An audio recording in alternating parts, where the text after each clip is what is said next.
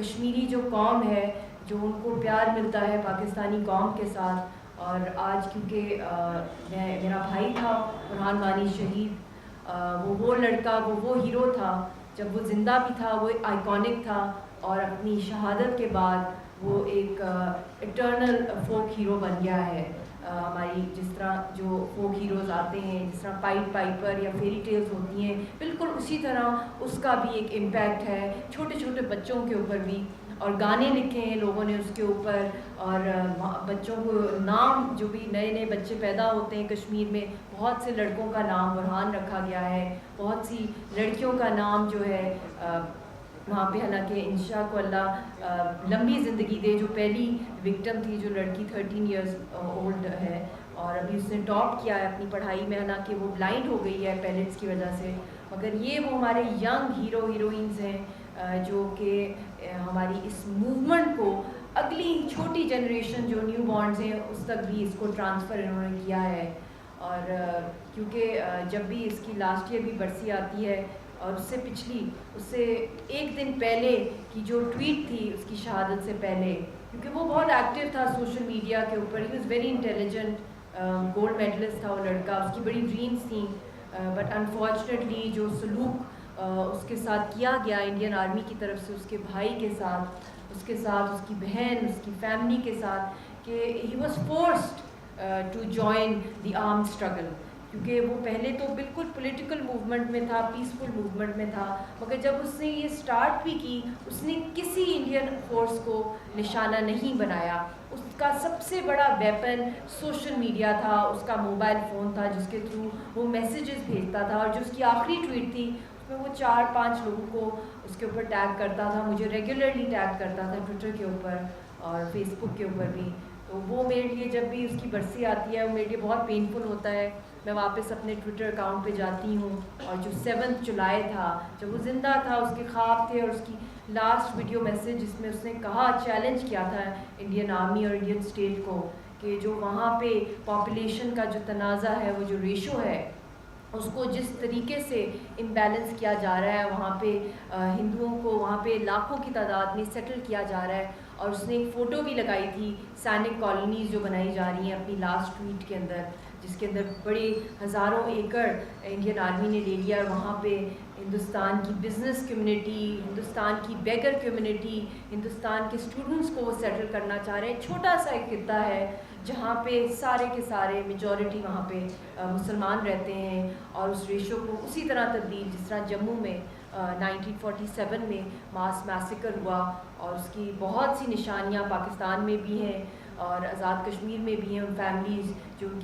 جو لوگ بچ گئے تھے, 5 لاکھ سلاٹر ہوئے تھے, RSS اور شیو سینا کے لوگوں نے کیا تھا. وہاں پہ اب ہندو سارے جموں میں رہتے ہیں, تو ان کی جو فیملیز ہیں سیال کوٹ, شکر گڑھ, نارووال, جو ورکنگ باؤنڈریز پر ہیں اور آزاد کشمیر میں ہیں, کبھی ان سے یہ پوچھیں کہ ان کی فیملیز کے ساتھ کیا ہوا تھا. اب تو بزرگ ہو گئے ہیں, وہ ٹرانسفر کرتی ہیں باتیں, اتنی خطرناک, اتنی ٹیریفائنگ وہ باتیں ہیں کہ ان کے سامنے ان کی فیملیز کو جس طرح بیہیڈ کیا گیا اور ان کو مارا گیا, ریپ کیا گیا, ان کی فیملی کی عورتوں اور بیٹیوں کو, وہی اس وقت بھی ہو رہا ہے. اور یہی قصور تھا برہان کا کہ اس نے اپنے آپ کو ان میسیجز کے تھرو بہت ہی دنیا کو ایک پیغام پہنچایا, اور اس نے یہ چیلنج کیا ہندوستان کو کہ ہم لوگ بالکل ہونے نہیں دیں گے, خون کا آخری قطرہ بھی ہوگا وہ ہم قربان کریں گے اپنی آزادی کے لیے. اور آج کیونکہ برہان کی شہادت کا دن ہے, ایک آئیکن ہے ہمارے سارے یوتھ کے لیے, اور میں سمجھتی ہوں پاکستان کا بھی اور کہیں بھی جو آزادی پسند جو لوگ ہیں دنیا میں, وہ اس وقت برہان کو دیکھیں کہ وہ ہے ریئل میں ہیرو. یہ فلمی ہیروز کو دیکھنا اور ان کی باتوں کو شیئر کرنا اور پڑھنا ان کے بارے میں, وہ فلمی ہیروز ہوتے ہیں یا ہیروئنز ہوتی ہیں. یہ آپ کے اصل میں ریئل ہیروز اینڈ ہیروئنز ہیں, ان سنگ جو چیمپئنز ہیں, جنہوں نے اپنی جوانی, اپنے خواب, اپنی ساری خوشیاں قربان کر دیں اپنے نیشن کے لیے. اس وقت بھی ہماری لیڈرشپ ساری نظر بند ہے. گیلانی صاحب ہاؤس اریسٹڈ ہیں, میر بھائی صاحب بھی اریسٹڈ ہیں, ہاؤس اریسٹڈ. یاسین صاحب کو جیل میں بند کیا ہوا ہے.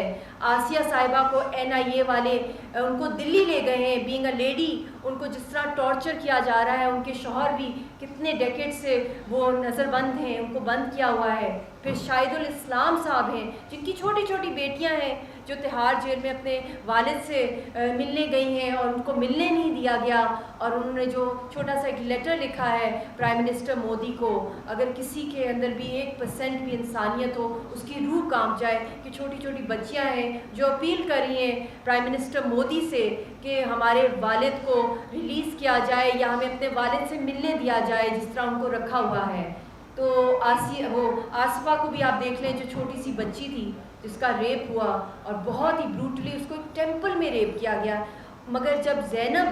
جو ایک چھوٹی سی معصوم بچی تھی، جب اس کے ساتھ جو قصور کے اندر جو واقعہ ہوا، ساری پاکستانی قوم نکل آئی، دنیا بھر میں شور مچا کہ ایک پرورٹیڈ یا ایک سک مائنڈڈ انسان نے جو کچھ اس کے ساتھ کیا. مگر آپ جانتے ہیں کہ آصفہ کے ساتھ یہ کیوں ہوا؟ آصفہ کیونکہ ایک کشمیری اور ایک جموں کی بچی تھی، اس کو اس لیے نہیں ریپ کیا گیا کیونکہ وہ ایک کوئی سائیکوٹک یا پرورٹڈ مائنڈڈ کوئی انسان تھا جس نے یہ اس کے ساتھ کیا، یا ایک ریپ ہوا اس کے ساتھ. اس کے پیچھے اسٹیٹ کی پالیسی تھی جو اور بھی زیادہ خطرناک ہے، جس میں اسٹیٹ کی پیٹرنیج تھی، ہندوستان کی اسٹیٹ کی، کیونکہ اس کو ایک ٹیمپل میں اس لیے ریپ کیا گیا کہ جو تھوڑے بہت جو بکروال کمیونٹی رہ گئی ہے جموں کے اندر 1947 کے بعد، جو مسلمان رہ گئے تھوڑے بہت جو بس رہے ہیں، جو کہ ٹینٹوں میں بس رہے ہیں، ان کو بھی دھمکایا جائے، ڈرایا جائے کہ وہ یہاں سے بھاگ جائیں، اور اسی لیے اس بچی کے ساتھ یہ سلوک کیا گیا. تو یہ بہت پرانا ان کا ریونج چل رہا ہے ہندوستان کا.